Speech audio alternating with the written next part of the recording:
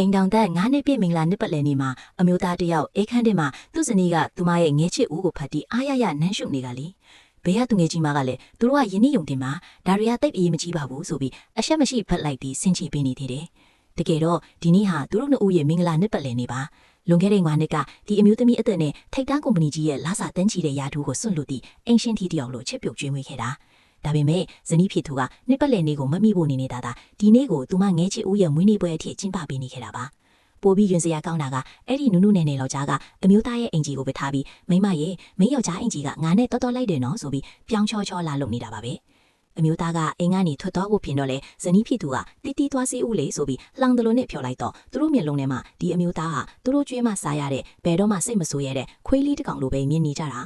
သူကငါ့ကိုအတီးချစ်တာငါမျက်စိအောက်ကအပြောက်မခံဘူးသူကခွေးတစ်ကောင်လိုကတ်တွယ်နေတာတကယ်စိတ်ဆိုးရဲမှမဟုတ်ပါဘူးလို့ဇနီးကဝါကြွားနေခဲ့တယ်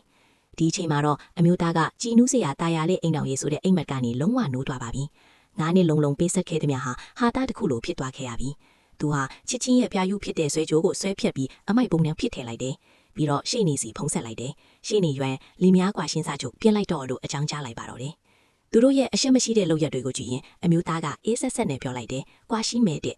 ဇနီးကတော့အထင်သေးစွာနဲ့ငါကြွေးထားရတဲ့အလုပ်ကိုင်မရှိတဲ့ကောင်ကငါ့ကိုစွန့်ခွာနိုင်မှာလားရှင့်အဖေဝယ်ထားတဲ့ဘီလာကောရှင့်ဝတ်ထားတဲ့အင်ဂျီကောအားလုံးကငါပိုက်ဆံတွေချီပဲလို့ရန်တွေ့နေတော့မင်းရဲ့ပိုက်ဆံသူပြားမမလို့ချင်ဘူးဆိုပြီးအမျိုးသားကလက်မကြည့်ပဲထွက်သွားခဲ့တယ်အမျိုးသားမရှိတော့တဲ့အခါဇနီးဖီသူရဲ့ဘဝကချက်ချင်းကမောက်ကမဖြစ်သွားတော့တာပဲဟင်းချိုလုပ်ပေးမဲ့သူလည်းမရှိနေရာတိုင်းမှာအခက်ခဲတွေနဲ့တွန်းနေရတယ်သူမကဒေါသတကြီးနဲ့အမျိုးသားရဲ့ဗန်ကတ်တွေကိုအကုန်ပိတ်ပစ်လိုက်ပေးမယ်သူမမသိတာကဒီလူကသူမကျွေးမှစားရတဲ့သူမဟုတ်ပဲလူမသိအောင်ဖုံးခွဲထားတဲ့ဒီနိုင်ငံမှာပိုက်ဆံအရှာနိုင်ဆုံးပါရမီရှင်ဖြစ်နေတာပါ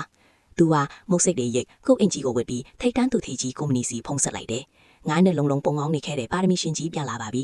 အရင်သူ့လက်အောက်မှာအလုပ်လုပ်ဖူးတဲ့သူတွေကလည်းဆက်ရတကယ်ပြန်လာပဲနော်လို့ပြောပြီးပျော်ရွှင်စွာကြိုဆိုကြတယ်ကုမ္ပဏီဥက္ကဋ္ဌကသူ့ကို CEO ရာထူးကိုချက်ချင်းအနှင်လိုက်တယ်လို့သူ့ကိုမားနဲ့လုံးတိုက်တခိုးချစ်နေခဲ့တဲ့ထူထေးသမီးလေးစူးကလည်းဒီသတင်းကိုကြားတော့အယမ်းပျော်သွားခဲ့တယ်ကံကြမ္မာကမျက်နှာထားပေးတော့အလုပ်ဝင်နဲ့ပထမဆုံးနေ့မှာတင်ဇနီးဟောင်းနဲ့အဲ့ဒီဖောက်ပြန်တဲ့ကောင်းနဲ့ထိုက်တိုက်တွေ့ပါလေရောသူတို့ကအမျိုးသားကိုအရင်လိုပဲအောက်ကျနောက်ကျလာတောင်းပန်တဲ့ထင်ဒီဒီဝစ်စုံကငားလာတာလားငါစိတ်ဝင်စားမှုရအောင်အတော်အရင်ကြီးထိတ်ထားတာပဲလို့လှောင်ကြတယ်ဖောက်ပြန်တဲ့ကောင်ကလည်းငါတို့ကပါရမီရှင်ကြီးနဲ့အလုပ်တွဲလုပ်တော့မှမင်းကတော့အတင်မှာပဲနေခဲ့တော့အလို့ကြွားနေသေးတာသူတို့အရန်တွေ့ချင်းအလုပ်အတူတူတွဲလုပ်ချင်နေတဲ့ပါရမီရှင်ဆိုတာရှေ့ကလူမှန်သူတို့မသိကြဘူး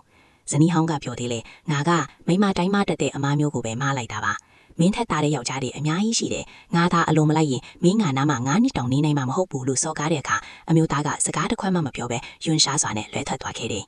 ညဘက်စားတော့ဆိုင်မှာအမျိုးသားနဲ့သူသေးသမီးလေးစူးတို့စကားပြောနေလာမြင်တော့ဇနီးဟောင်းကမနာလိုစိတ်တွေပောက်ကွယ်ပြီးအမျိုးသားမျက်နှာကိုရေးနဲ့ပတ်လိုက်တော့တာပေါ့ဒါပေမဲ့သူသေးသမီးစူးကအလျှော့ပြဲမဲ့သူမဟုတ်ဘူးရေခွက်ကိုပြန်ယူပြီးဇနီးဟောင်းကိုရေနဲ့ပြန်ပတ်လိုက်တယ်မင်းတို့ကွာရှင်းပြီးပြီလေနောက်တစ်ခါငါလူကိုလာစော်ကားရင်မင်းဘဝပြောင်းလဲသွားသည့်အထိငါလုပ်ဖြစ်မယ်လို့ရာစားတန်ပေးလိုက်တာကိုဇနီးဟောင်းကလက်ပါဖို့ထပ်လုပ်တော့အမျိုးသားကဖန်တားပြီးကွာရှင်းစာချုပ်ကိုမြင်အောင်ပြထားကမျက်လုံးဖွင့်ပြီးထိချကြည့်ငါတို့ကွာရှင်းပြီးပြီငါဘာလုပ်မင်းနဲ့မဆိုင်ဘူးလို့ပြပြသားသားပြောလိုက်တယ်ဒီအချိန်မှာတော့ဇနီးဟောင်းဟာငါးနှစ်လုံးသူမကိုအလိုလိုက်ခဲ့တဲ့အမျိုးသားကတကယ်ကြီးဆုံးခွာသွားပြီဆိုတာကိုသိပြီးတုံးလှုပ်သွားပါတော့တယ်အမျိုးသားကအေးဆက်ဆက်အကြီးတွေနဲ့နောက်ဆုံးတစ်ခွန်းကိုပြောလိုက်ပါတယ်ငါလဲလူပဲချစ်တတ်တယ်နားချင်းတတ်တယ်အရင်ကတော့မင်းကိုအရန်ချစ်လို့အရာရာခွင့်လွှတ်တီးခံခဲ့ပြီးမြဲအခုကအခြေအနေမတူတော့ဘူးဒါကြောင့်မင်းကိုငါအလိုမရှိတော့ဘူးတဲ့